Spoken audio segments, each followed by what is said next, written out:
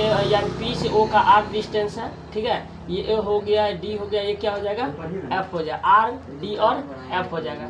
तो if E1 electric field intensity due to at a point, तब बताओ इसमें क्या लेंगे। ए पी का मान निकालना, किसका मान निकालना है, ए से पी का मान निकालना है ना। तो ए से पी का मान निकाल, तो सबसे पहले हम लोग एगो त्रिभुज ले सकते हैं ऐसे करके, ए से पी। तो मेरा हो गया ये पी, ये हो गया ओ, ये हो गया ए, ये हो गया आर और ये हो गया ए। 10वां में पढ़े होंगे पाइथागोरस पर में ना। तो यानी ए पी का स्क्वायर बराबर क्या होता है, ध्यान से देखना, ए और पी का स्क्वायर बराबर, यानी कि कर्ण स्क्वायर लंब स्क्वायर प्लस आधार स्क्वायर होता है, लंब स्क्वायर प्लस में आधार का होल स्क्वायर। तो यानी ए पी स्क्वायर बराबर में लिख सकते हैं आर स्क्वायर प्लस में ए स्क्वायर, लिख सकते हैं ना पाइथागोरस के अनुसार। तो हम लोग यहाँ पर लिख देंगे E1 बराबर 1/4 पाई ई एप्सिलॉन नॉट क्यू बट्टा आर स्क्वायर प्लस में ए स्क्वायर। समीकरण 1 हो गया मेरा। कितना हो गया, समझ में आ गया। अब देखो हम कौन साइड का त्रिभुज लिए, इस साइड का लिए ना। अभी एगो साइड तो बचा हुआ है, तो अब क्या लिखेंगे, यहाँ लिखे थे E1 electric field intensity induced at a point.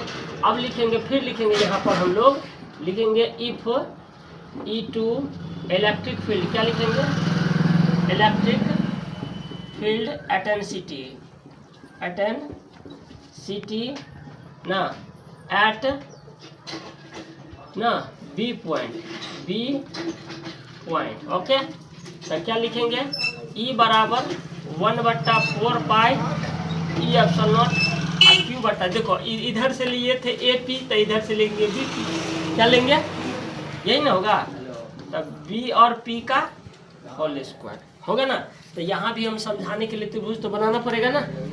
तो क्या करेंगे, देखो नोट में, तो हम लोग नोट में एगो त्रिभुज बना सकते हैं, इस साइड से ऐसे करके बना सकते हैं ना। तो क्या लिखेंगे, ये हो जाएगा पी है, ये मेरा ओ है, ये क्या है, बी है।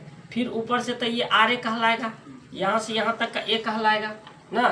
तो पाइथागोरस के अनुसार क्या लिखेंगे, यानी P और B का स्क्वायर बराबर, या BP लिखो या PB लिखो ना, BP का स्क्वायर बराबर यानी OP का स्क्वायर प्लस में OB का स्क्वायर, यानी कर्ण स्क्वायर बराबर लंब स्क्वायर प्लस में आधार स्क्वायर। तो वही होगा आर स्क्वायर प्लस में ए स्क्वायर। तो ये हो गया मेरा BP का स्क्वायर। यहाँ तक क्लियर, समझ में आ रहा है ना। तो हम लोग यहाँ पर बैठा सकते हैं, क्या बैठा देंगे, यानी कि यानी E2 बराबर लिख सकते हैं 1/4 पाई ई एप्सिलॉन नॉट क्यू बट्टा आर स्क्वायर प्लस में ए स्क्वायर। तो ये मेरा क्वेश्चन हो गया, समीकरण 2 हो गया ना। अब ये दोनों को जोड़ देंगे तो कहाँ पर उत्पन्न होगा, टोटल इलेक्ट्रिक फील्ड P पर उत्पन्न होता है ना। तो आगे हम लोग लिख सकते हैं, क्या लिखेंगे, now the total electric field induced at P point, कहाँ, P पॉइंट ना। तो क्या लिखेंगे, E बराबर ना, E बराबर E1 cos theta plus E2 cos theta. तो यहाँ पर ये जो बनेगा ना, ये दिया है लंब आधार और ये कर्ण। तो cos थीटा का फॉर्मूला क्या होता है, आधार बट्टा कर्ण। तो इसको हम लोग लिख सकते हैं 2E cos थीटा। क्या लिखेंगे, cos theta, 2E cos theta लिख सकते हैं ना। तो यहाँ तक तो समझ में आ गया। अब हम लोग करेंगे क्या, E बराबर, तो 2 का 2 लिखेंगे। देखो अब यहाँ देखो, ये आधार दिया हो, ये क्या दिया है, कर्ण है ना। तो आधार बट्टा कर्ण, ठीक है। तो हम लिख सकते हैं ई का मान, दोनों का मान वैल्यू सेम है, ई जितना मान ये है तो दोनों सेम है ना। तो दोनों में से तो कोई तो एक बैठा सकते हैं इलेक्ट्रिक फील्ड के स्थान पर। तो इलेक्ट्रिक फील्ड का वैल्यू कितना होगा, 1/4 पाई ई एप्सिलॉन नॉट और क्यू बट्टा आर स्क्वायर प्लस में ए स्क्वायर। यहाँ पर हो गया, बगल में क्या दिया हुआ है, cos थीटा, क्या दिया हुआ है, cos थीटा है ना।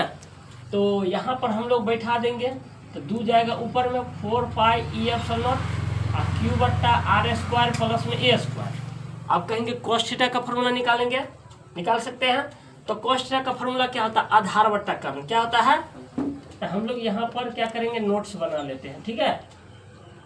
तो त्रिभुज दोनों में से कोई भी ले सकते हैं ना। जैसे हम लोग त्रिभुज ये ले लिए, तो इधर क्या आ जाएगा, P हो गया, ये हो गया, B हो गया, इधर हो गया O, सही हो गया, ये हो गया A का मान, ये हो गया R का मान। जैसे हम BP का स्क्वायर लिखते हैं तो लिखा आ जाएगा ना R स्क्वायर प्लस में A स्क्वायर। इसमें से अगर स्क्वायर हो जाएगा, हट जाएगा तो क्या होगा, रूट में जाएगा, R स्क्वायर प्लस में A स्क्वायर हो जाएगा ना।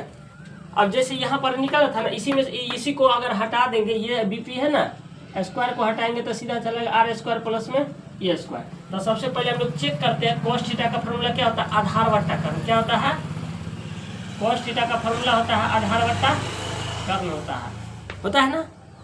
और त्रिकोणमिति के अनुसार तो 2/4 पाई E एप्सिलॉन नॉट Q बट्टा R स्क्वायर प्लस में A स्क्वायर।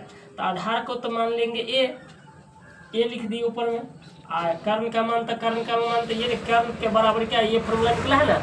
हाँ, या हम ये भी फार्मूला बैठा सकते हैं, ये भी बैठा, दोनों, क्योंकि दोनों मान सेम है ना। तो क्या लिख सकते हैं, इसमें निकला कितना, रूट में R स्क्वायर प्लस में A स्क्वायर, ठीक है। अब हम लोग यहाँ देखो ऊपर में फिर एक फार्मूला सेट हो रहा है, तो लिख सकते हैं 1/4 पाई E epsilon not Q into 2A का फॉर्मूला होता है, P बराबर Q इंटू 2A। तो यहाँ पर क्या बन रहा है, ये 2 है ना, ये कितना है, 2 है, ये Q है, R स्क्वायर प्लस में A स्क्वायर, ये A है। तो यहाँ पर इसको स्क्वायर में हम लोग लिख सकते हैं R स्क्वायर प्लस में A स्क्वायर, और बट्टा रूट को हटाएंगे तो 1/2 डाल देंगे। तो जहाँ पर ये लिखा है वहाँ पर P लिखेंगे, क्या लिखेंगे, P। तो लिख सकते हैं 1/4 पाई E एप्सिलॉन नॉट, P लिख देंगे, R स्क्वायर प्लस में A स्क्वायर। अब ये जो हटा है इसका मतलब देखो, इसका पावर ये कितना है, R स्क्वायर A स्क्वायर, इसका भी पावर तो 1 होगा ना कम से कम, इसका भी पावर 1 होगा। तो पावर वाला हम लोग पढ़ते हैं कि अगर कोई सवाल पावर में हो तो उस दोनों को जोड़ दिया जाता है, क्या कर दिया जाता है। तो इसका पावर दोनों में से एक लिखेंगे, और इसका कितना है, 1/2। तो क्या लिख सकते हैं, E बराबर 1/4 पाई एप्सिलॉन नॉट P बट्टा R स्क्वायर प्लस में A स्क्वायर, और इसका लिखेंगे 3/2। अब हम लोग चेक करेंगे किसका भुजा बड़ा है, बड़ा भुजा कौन है।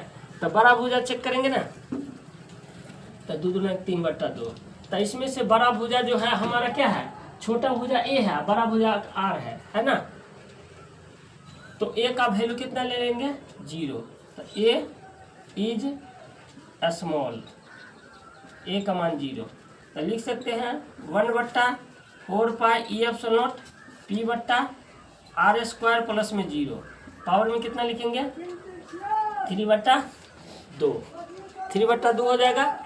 तो क्या करेंगे, अब हो गया answer 1/4 pi E epsilon not P बट्टा R स्क्वायर है, अब गुना हो जाएगा 3/2 से, 2 से 2 कट जाएगा, कट गया। अब आंसर मेरा आ चुका है।